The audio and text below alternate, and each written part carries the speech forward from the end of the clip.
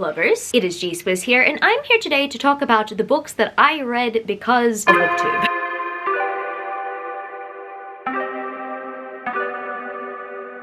If you didn't know, this is a 7 on Sunday topic, and I am the host of 7 on Sunday. I will link the Goodreads page down in the description where you can check it out, and you can participate in a topic in the future, or you can suggest a topic. This week's topic I've wanted to do for quite some time. I don't know whether we've done it previously. You know what? 3 years of 7 on Sunday, we might have. I do like discussing the books that were recommended to me, and I was somewhat pressured into reading. In terms of these books, I didn't feel extremely pressured into reading them. I mean, no, actually some of them I just pretty much gave into the hype, but I have at least previously talked about the books that Book Talk made me read. However, what I do know is that as of recently, I know I haven't made a video talking about the books I read because of Booktube, or like books that were recommended to me by Booktubers. Every once in a while, I'll bring them up like on my channel whenever I talk about a book in my wrap-up, or when I bring up a book in my monthly TBR. But yeah, I haven't done one of these videos in a while, so I wanted to talk about that today because I pretty much pick books up based on recommendations a lot. However, I'm not gonna lie, I don't think I've been turning to Booktube as much as of recently when it comes to book recommendations, and honestly, I've noticed that my online shopping algorithm has been recommending me books a lot more than Booktube. Or after seeing my online shopping algorithm recommend them to me, I will then see a Booktuber talk about them. Look, I probably have some sort of unhealthy obsession with scrolling, or maybe I see recommendations on like a BookBox Facebook page, and that's how I find out about books these days. However, when I first discovered Booktube, this was the first corner of the internet where I found book recommendations. And honestly, I have to thank Booktube for that. I honestly hope that Booktube never dies out because Booktube is just absolutely great. I really love this community. I really love coming here and learning about people's bookish tastes, because as much as I can get a recommendation from the algorithm, it's definitely not the same as hearing someone talk about the book. So I definitely do pay attention to what people have to say in terms of books, and that definitely sways my opinion on whether or not I should pick it up. However, the books that I will be talking about today were just purely recommended to me on Booktube, and these essentially I discovered through Booktube. At least majority of these. I'll go into them. So I guess without further ado, let's get straight into my list today. So the first book series that I have to mention is a book series I had heard about previously in bookish Facebook pages. However, the first person to have given a review that intrigued me enough was my Booktube friend, Sash, at Sash Reads. And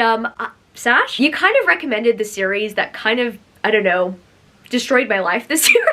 No, it didn't destroy my life, but it definitely wrecked me. Oh my goodness, the emotions I experienced. Like, I don't give you enough credit for the fact that you recommended this book series to me. So, the Bonds That Tie series by J. Bree. I knew that J. Bree was coming to Rare 2023, but I actually first heard about Rare 2023 from Sash's channel anyway, and Sash was reading a bunch of books in the lead up to Rare, and I loved hearing her talk about the series. As soon as I first heard Sash synopsize the series, I knew that I had to read it. I don't know if I had watched a Booktuber previously talk about the Bonds That Tie series. I might have, but one thing's for sure, I remember hearing about it for the first time on Sasha's channel here on Booktube, and I don't think I would have picked this series up as soon as I did if I wasn't influenced by Sasha synopsizing it. I am so happy that she recommended this series because, I mean, this is one of my favorite series of the year so far. I do have to admit, it is trashy. Look, the world building is not the greatest in here. However, I was definitely invested in these characters. Ollie has a special place in my heart, and so do the boys. Thanks, Sash. Thanks a lot.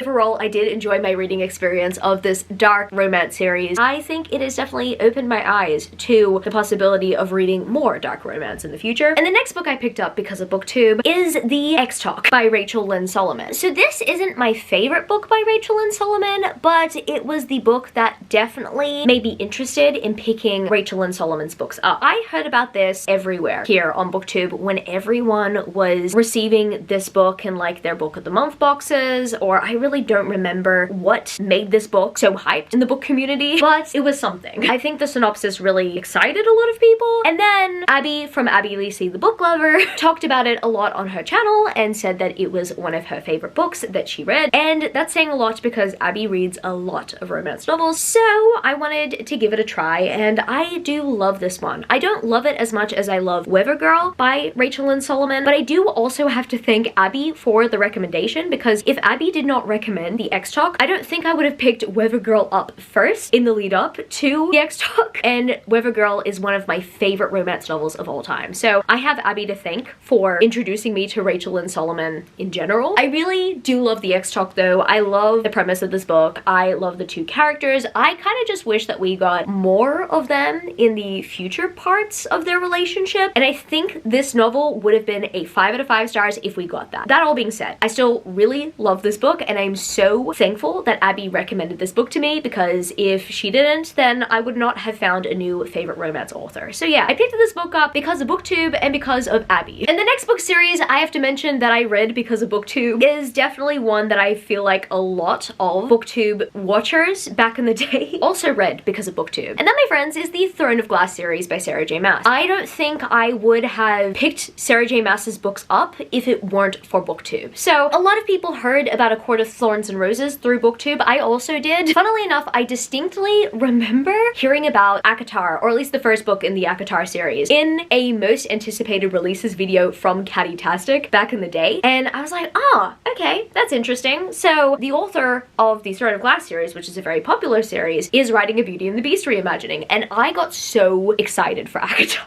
I mean, turns out it wasn't the Beauty and the Beast reimagining I would have hoped for. However, I still adore the ACOTAR series. But with Throne of Glass, I can't recall who recommended this series to me first. There were so many booktubers talking about this book series when it first was popular. I do remember when Heir of Fire came out, and that is when I first heard about the series, and that is when I wanted to try it out. And I'm not gonna lie, Throne of Glass, the first book, did not intrigue me that much. However, when I got to Crown of Midnight, I was intrigued, and the Assassin's Blade actually pulled me through. And I know that is not necessarily where everyone gets excited for the series, because the Assassin's Blade can be confusing to some. It's just a short story collection, it's not a full-length novel, but the Assassin's Blade is what got me into the series, and I'm so thankful I heard about the Assassin's Blade, because oh my goodness, if I did not read the Assassin's Blade, I don't think I would have fallen head over heels for the series like I did. So I'm really happy that I pushed through. I cannot thank anyone specifically for recommending this book to me, but I do have to thank those who were in Booktube between 2014 and 2015 who were recommending the series, because if you didn't, I probably would not have read this series or gotten into the series as early as I did. Maybe if I got into Book Talk these days, I would have picked the Throne of Glass series up, but I think there was just something magical about following the book series as the books were coming out. I just remember how painful the wait was, but you know what? Now looking back at it, I cannot believe this series shaped so many years of my life. And once again, I don't think I have anyone specifically to thank for recommending the Bromance Book Club, but the Bromance Book Club was making its rounds on Booktube a few years back, like probably around 3 or 4 years back, and I am so happy it did, because I felt like for the very first time, I could rate romance novels a 5 out of 5 stars. Okay, so I know that not everybody thinks this way, but initially when I would look at romance contemporary novels, I would never give the ones that I truly loved a 5 out of 5 stars because they weren't in my favorite genre, and for some stupid reason, I would consider them to be light reading. I would not consider them to be full, dense stories like the fantasy romance I read or the dystopians I read, so I never gave romance novels a 5 out of 5 stars for a very long time. And the Bromance Book Club completely changed that for me because I honestly feel like this book series turned my life upside down in the best way possible. I think the only exception to that rule was like a book by Tessa Bailey, I think it was Love Her or Lose Her, which had a second chance romance like this book did, but as I continued reading the Bromance Book Club series, I had realized that it was a 5 out of 5 star series for me, and it has definitely changed the way that I read romance novels and the way that I rate them. And I am seriously so glad that I got over myself when it came to rating romance novels. Romance novels are amazing, and I'm allowed to rate books however I want to rate them. I don't need strict rules for why I rate a book series the way that I do. So yeah, I definitely have the Bromance Book Club to thank, and those who recommended the Bromance Book Club to me to thank for changing the way I see romance contemporary novels. And speaking of romance contemporary, I also have to talk about The Brown Sisters here by Talia Hibbert. I remember everyone talking about this book series, and once again, I don't think I can pinpoint a specific booktuber who recommended this book series. I feel like with romance contemporary novels, I will often hear buzz all around for them. I can't usually pinpoint who recommended a book series to me first. well-versed in the romance contemporary genre. I mean, with the exception of the X-Talk that I just talked about. I know that Abby recommended that to me specifically as well. However, that is definitely not the case with all romance novels, because romance is pretty popular these days, especially with the rise of book talk and the resurgence of it here in the booktube community. Romance is just great. I mean, seriously, who doesn't like a hit of serotonin? I am so happy I got recommended The Brown Sisters. I feel like I read them very late. I think everyone was talking about the series back in 2019 and 2020, but I only read the Brown Sisters series this year. And what I can definitely say is that I have been missing out. I am so happy I finally read the series. I just feel like I jumped on the hype train too late, because as soon as I read the series, I just wanted to scream about these. Like, I wanted to recommend these to absolutely everyone, but I noticed that almost everyone that I know has read the series already. I had pressure from my bookish friends who are not on Booktube, and I had the pressure from Booktube to read the series for quite some time. When I got to them, I thought to myself, it's about time. Oh my goodness, this is what I was missing out on. I especially love Dani Brown. I know that the general consensus is that Dani Brown is the best book in the series, and you know what? I don't disagree with that. The plot of Dani Brown's book is definitely one of the best that I've read in a romance novel. Yeah, and I just love the series. I don't have any coherent thoughts because I actually cannot specifically remember anyone talking about it here on Booktube. Like, anyone specifically. However, I just know that the Booktube community loved this series when it first came out, and you know what? They still talk about it. So overall, Booktube definitely won with this recommendation. And the next book series I read because of Booktube is the first book series I had ever heard from this author, and this is an author that I've read a lot of books from. I think they are one of my most read authors of all time at this point. I have to thank Booksplosion for recommending this book series to me. That, my friends, is the Luck series by Jennifer L. Armentrout. So I actually read the Blood and Ash series before reading the Luck series, but I still wanted to read the Luck series. I just could not find the Luck series in these beautiful covers here in Australia. Like, they still don't sell these ones in Australia. I had to purchase these from Barnes & Noble. Shipping and taxes, super expensive. I mean, you guys don't even include taxes in your book prices. Anyway.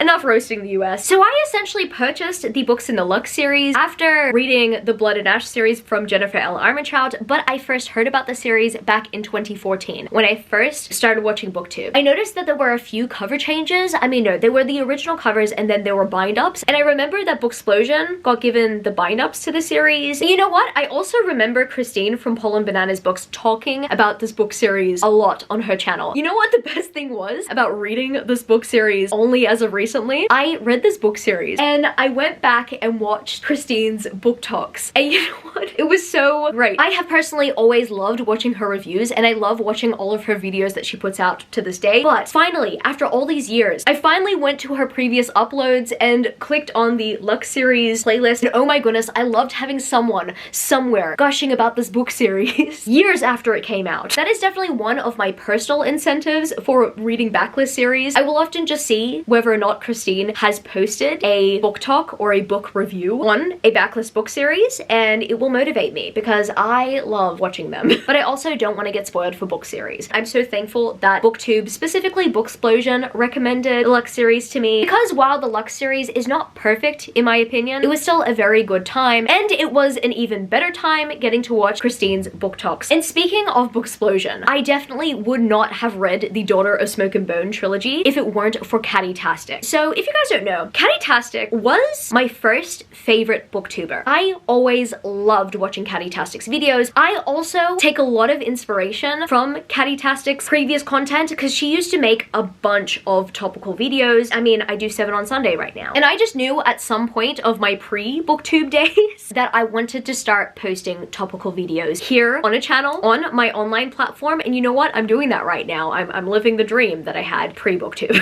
So Catty-tastic's channel is also a big reason why I started my booktube channel. She has definitely influenced my content to be the way that it is. I'm definitely thankful to Catty-tastic for that as well. However, I'm also very grateful that she recommended the Daughter of Smoke and Bone series to me. I'm not gonna lie, the first time I read the series, I really didn't get it. I did not understand why this was the best series that she had read at the time, and now I understand why, because it is definitely one of the best book series I have ever read. That definitely just comes to show how my reading tastes have matured over the years. Because I anticipated the Daughter of Smoke and Bone series to just be a basic forbidden paranormal romance, but it is definitely a lot more complex than that. Right here, I'm actually holding up my LitJoy Crate exclusive edition of the first book. I am obsessed with this, and I just know that going forward, I'm going to be collecting more editions of Daughter of Smoke and Bone if special editions ever come out for the series, because oh my goodness, I'm obsessed. If Catty-tastic did not love the series as much as she did, I personally would not have had the motivation to give this series a second chance. And I'm so glad that I did give this series a second chance, because it is one of my favorite series of all time.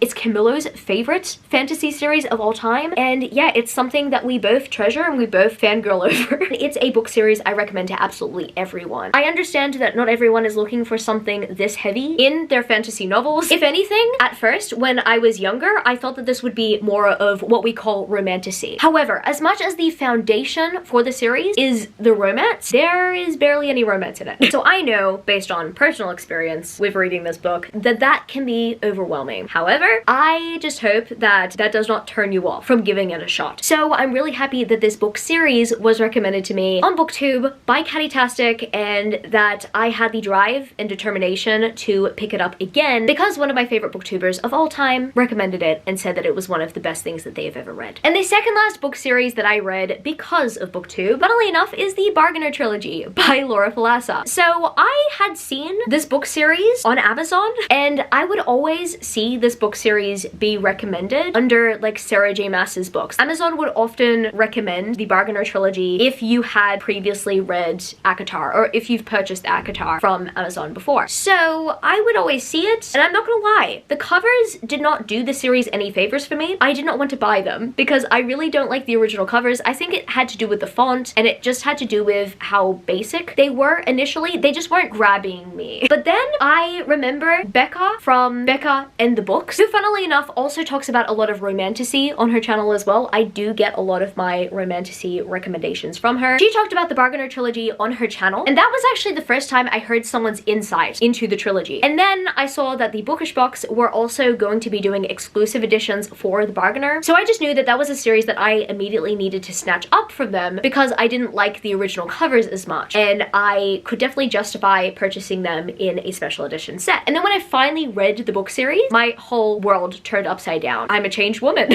It's just so funny how I read this book series a year ago. I've fallen in love with it, and within the same year, it got picked up by a publisher, and it has now been republished, and the books have been extended. Extensive edits have been made to this book series. I've already read the independently published editions twice. I'm gonna read it a third time. I'm so looking forward to reading the updated editions. I'm really hoping I love the updated editions even more, because I'm just hoping that Laura enhanced the story rather than made it worse. I don't know. I have faith in Laura because she is definitely one of my favorite authors of all time, and if I was not recommended the Bargainer Trilogy from Becca, or if I didn't hear about it on Booktube, then I don't think I would have picked the series up. Honestly, I judge the books by their covers, and I'm so happy that I pushed past that because the book series is incredible, and once again, it's changed my life. For the better, of course, because Desmond Flynn is everything I could have possibly wanted and more in a bookish love interest. And also Calypso Lilith is definitely my favorite protagonist at the moment. Like, I don't know if anyone at the moment can top Calypso Lilith. I'm so proud of my girl. If you, like myself, got your start in the booktube community somewhere between 2014 and 2015, if you were in my booktube circles, you probably got recommended the Shatter Me series by Tahara Mafi by Witty Novels. So Whitney at Witty Novels recommended the series non-stop. This was their obsession. I, back in the day, always talked about Divergent. I still, every once in a while, will bring Divergent up because that is the nostalgic dystopian book series that I think of the most fondly, because that was the book series that got me into reading. Shatter Me was Whitney's Divergent. I don't think I would have picked Shatter Me up if it wasn't for Whitney. Like, I would see these beautiful covers and I'd think that they were gorgeous. However, I don't think any booktuber motivated me to pick this series up more than Whitney. Also, I'm sorry if this cover is like not visible to you and if my ring light is more visible. This is the Fairy Loot exclusive edition and it's very foily, but yeah, I swear that this is Shatter Me. And I'm really happy that she recommended this book series to everyone. I remember every once in a while she would run a poll on Twitter asking how many people were influenced to pick Shatter Me up because of her. And honestly, I don't know if Whitney ever tallied the readers, but what I do know is that it would have been a lot, because I remember seeing people respond. I responded, I was like, oh my goodness, you got me into the Shatter Me series. The fact that she brought Warnet into my life, I have her to thank. I owe her my life because Warnet is my everything. I do know the general opinion around the Shatter Me series is that it should have remained a trilogy, and I get that, but I really liked book 4 and I barely remember book 5, so I'm curious about reading the entire series. I am going to revisit this sometime, maybe soon. I just want to be as far away from the original trilogy as possible. Like, I want to forget almost everything I read in the original trilogy, even though it's unforgettable, and Warnet is just not forgettable at all. Like, I love Warnet so much. Like, Warner, he's everything. I just want to go into it not remembering as much as I used to and kind of starting fresh with the series. That is my goal, so I hope to do that sometime soon. I will always look at the series on my shelves. I will always look at these fairy loot editions and think to myself, Witty Novels did that. She did that.